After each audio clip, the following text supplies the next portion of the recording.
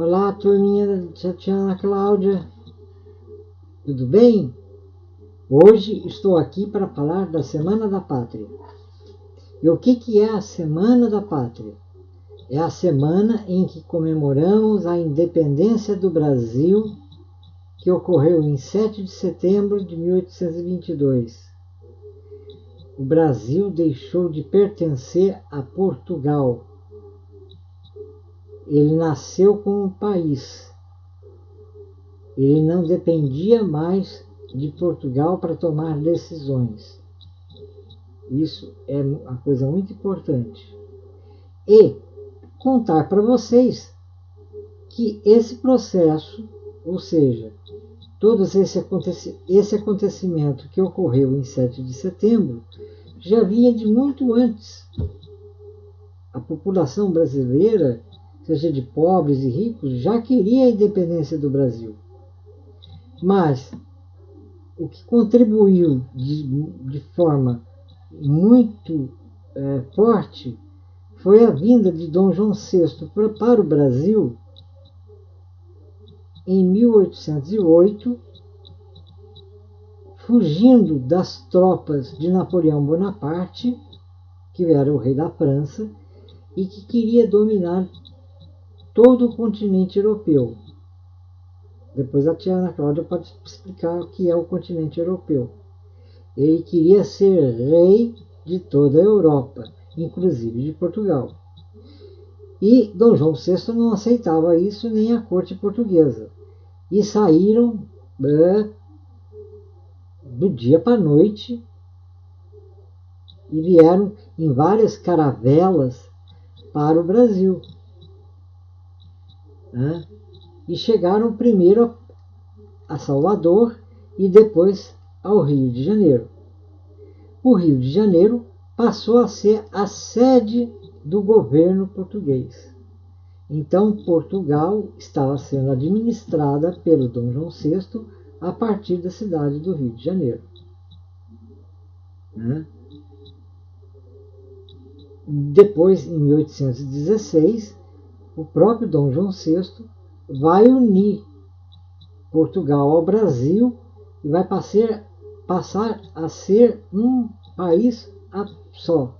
O Brasil deixa de ser colônia, deixa de ser dependente, para ser unido a Portugal, como se fosse um país também. Mas a situação de descontentamento em querer ser independente continuava. E quando foi em 1821, Dom João VI vai embora para Portugal, é obrigado a ir embora para Portugal, com a sua esposa Carlota Joaquina, mas ele já sabia que a partir daquele momento o Brasil fatalmente seria independente de Portugal. Não teria como ser diferente. E ele vai deixar no Brasil o seu filho mais velho, herdeiro do trono português, que era o príncipe regente Dom Pedro. Naquela época, ele era apenas o príncipe regente Dom Pedro, não Dom Pedro I. Ele vai passar a ser Dom Pedro I quando ele for coroado imperador, quando o Brasil já está independente. Acontece que muitas coisas ocorreram, principalmente na cidade de São Paulo, e Dom Pedro teria que tomar algumas decisões, como príncipe regente, para amenizar situações de brigas que estavam ocorrendo por conta desse descontentamento da dependência de Portugal. Eles achavam que o Brasil ia continuar a depender de Portugal. E aconselhado pela dona Leopoldina, sua esposa, e por um de seus conselheiros, um dos seus principais conselheiros, o José Bonifácio, Dom Pedro resolve ir para São Paulo. E para vir para São Paulo, ele vai pegar a Estrada Real. A Estrada Real passava justamente pela nossa região. Passava por Guaratinguetá, Lorena, Pinda, para chegar até São Paulo. E nesse itinerário que ele faz do Rio de Janeiro para São Paulo, ele vai juntando com ele pessoas que vão acompanhando e que pretendem acompanhá-lo até São Paulo. Essas pessoas ficaram sendo conhecidas como a guarda de honra do príncipe.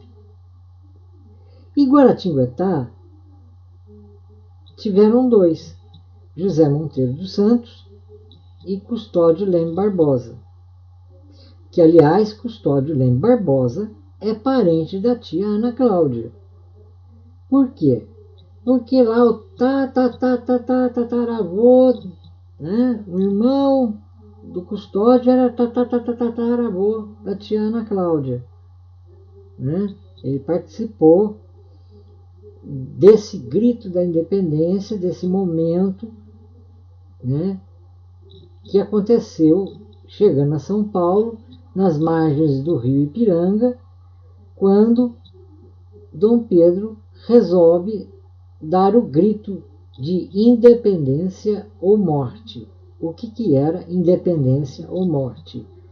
Ou o Brasil seria independente, ou continuaria dependente de Portugal, e isso poderia causar uma guerra, e essa guerra poderia trazer morte. Por isso, ou seria independência ou seria morte. Por isso, ele falou essas palavras, segundo a história, diante do riacho do Ipiranga. A partir disso, desse brado de independência, o Brasil deixa de ser dependente de Portugal e passa a ser um país, passa a ser uma nação. A professora Ana Cláudia pode explicar para vocês o que pode ser um país e uma nação. Né? E, logicamente, como Dom João VI previa,